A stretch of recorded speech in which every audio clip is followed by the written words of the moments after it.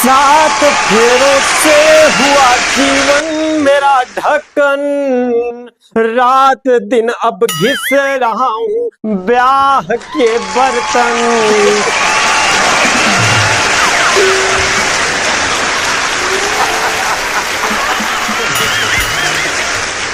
है नया चिमटा, नई चाकू, नया बेलन, सांस तक लेने नहीं देती मेरी दुल्हन।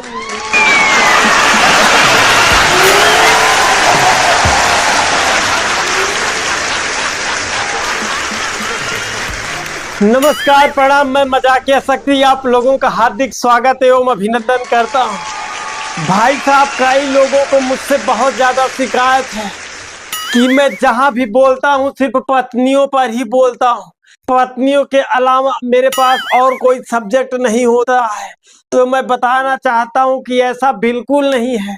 पत्नियों के अलावा भी मेरे पास बहुत सारे सब्जेक्ट हैं, लेकिन मैं पत्नियों को इसलिए बोलता हूं क्योंकि इनके कारनामे अलग अलग होते ही हैं।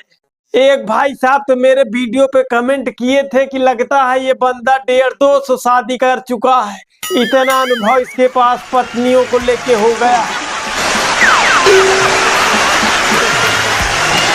तो मैं उन भाई साहब को बताना चाहता हूँ कि मैं 150-200 शादी तो नहीं किया हूँ, लेकिन इसी जन्म में 150 से 200 जन्म याद आ गए।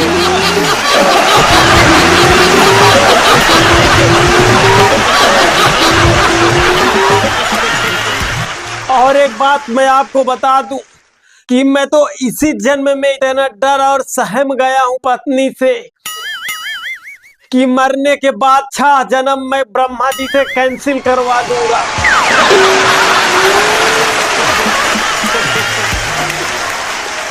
चाहे उसके लिए मुझे रिश्वत ही देनी पड़े, चाहे मुझे नर्क में ही जाना पड़े, लेकिन मैं कैंसिल करवा के ही मानूंगा।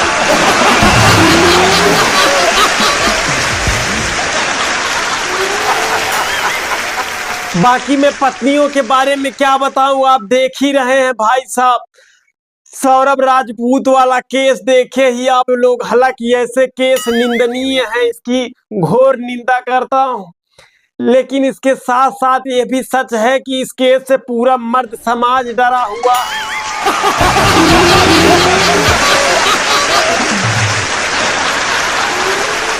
भाई साहब, पूरा मर्द समाज अपने घर से ड्रम निकाल निकाल कबाड़ में बेच रहा है।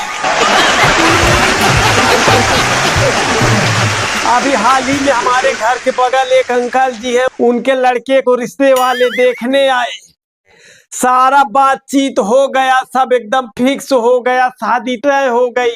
जाते जाते अंकल जी से रहा नहीं गया, उन्होंने कह ही दिया कि भाई साहब दहेज में ड्रम मत दीजिएगा।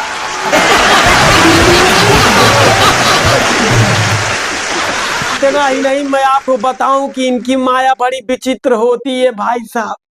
अगर आप कमा धमा नहीं रहे, बेरोजगार हैं, तब भी आपको ये छोड़ के चली जाएंगी।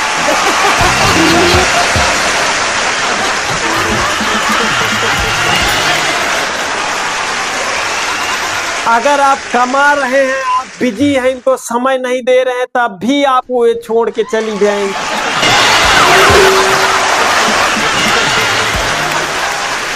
और आपको मैं एक बहुत बारीक बात बता दूं भाई साहब, अगर आपकी शादी फिक्स हो और आप कह दे कि मैं दहेज नहीं लूंगा, कसम से बता रहा हूं, लड़की और लड़की के घर वाले दोनों सोचेंगे कि पक्का कुछ न कुछ लड़के में कमी है।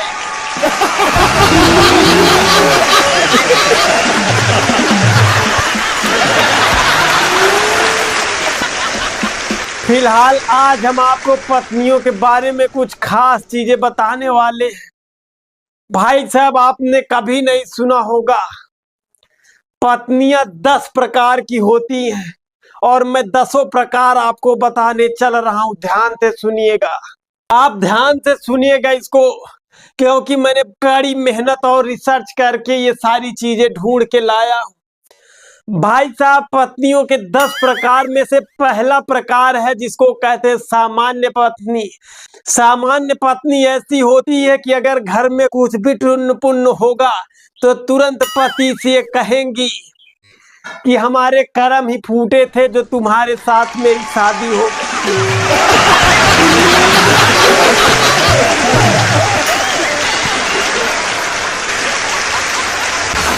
और दूसरे प्रकार की जो पत्नी होती है आलसी पत्नी होती है।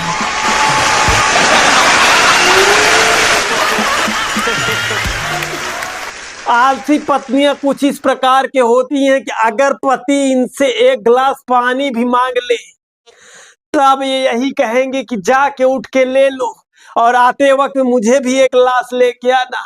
ये दूसरा प्रकार है, इसको आलसी पत्नी कहते हैं।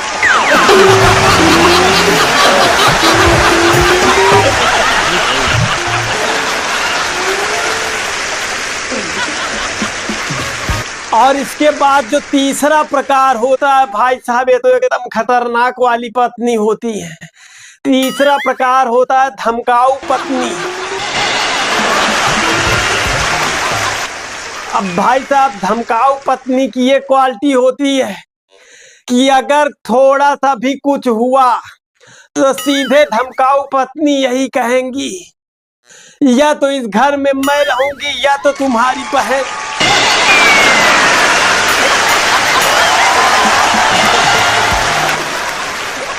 आप डिसाइड कर लीजिए कि किसको रखना है, मतलब सीधे धमकी देती हैं। ये तीसरा प्रकार है धमकाऊ पत्नी।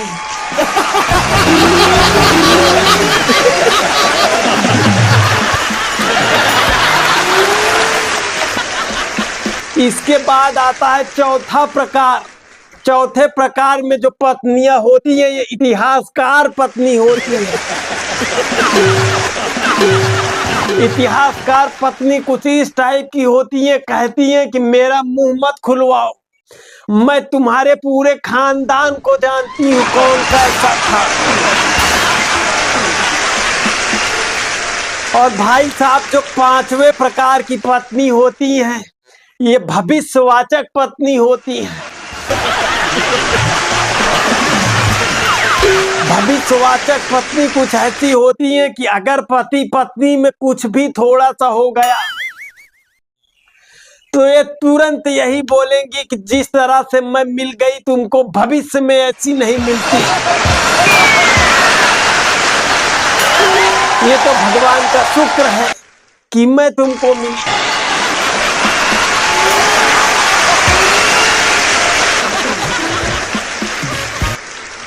इसके बाद आता है छठा प्रकार। छठे प्रकार की जो पत्नियां होती हैं भ्रमित पत्नियां होती हैं, मतलब इनको भ्रम होता है। अगर इनसे थोड़ा सा भी कुछ अनबन हुई तब ये तुरंत बोलेंगे कि आदमियों की पाजामा, समझ में ही नहीं आता है कि तुम हो किस टाइप के। तुम्हारी एक बात ही मेरे समझ में नहीं आती है, कहना क्या चाहते हो, करना क्या चाहते हो, कहते कुछ और करते कुछ और।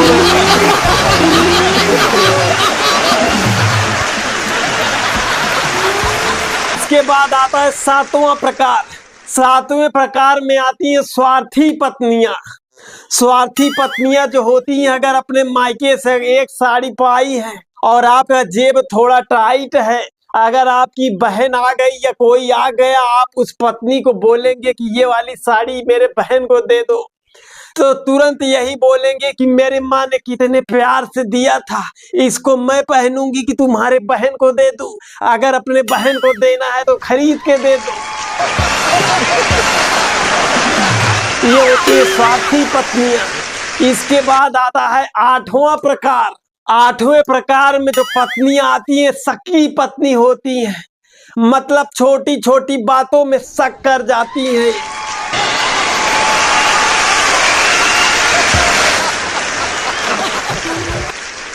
अगर आपके फोन पे किसी का फोन आया तो इनको तुरंत लगेगा कि मेरे सौतन का ही फोन आ गया। अच्छा, शक से याद आया, अभी तो एक पत्नी ने हद ही कर दिया था। मैंने रिसर्च में इसको पता किया था। एक पति आया ऑफिस से और अपना शर्ट उतार के अपने पत्नी को दिया तो उसकी पत्नी शर्ट लेके लड़ने लगी तुरंत। और आपको पता है क्या शक करके लड़ी थी? कह रही थी कि इस शर्ट में एक भी लेडीज बाल नहीं है, किस टकलही से मिलके आए।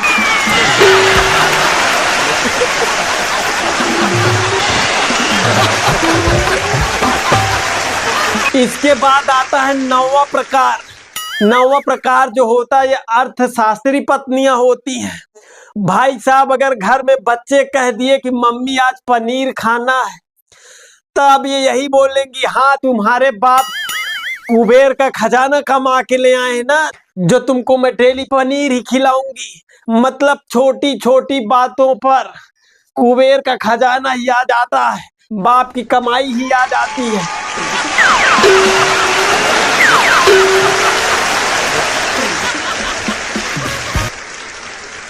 इसके बाद आता है धार्मिक पत्नियां।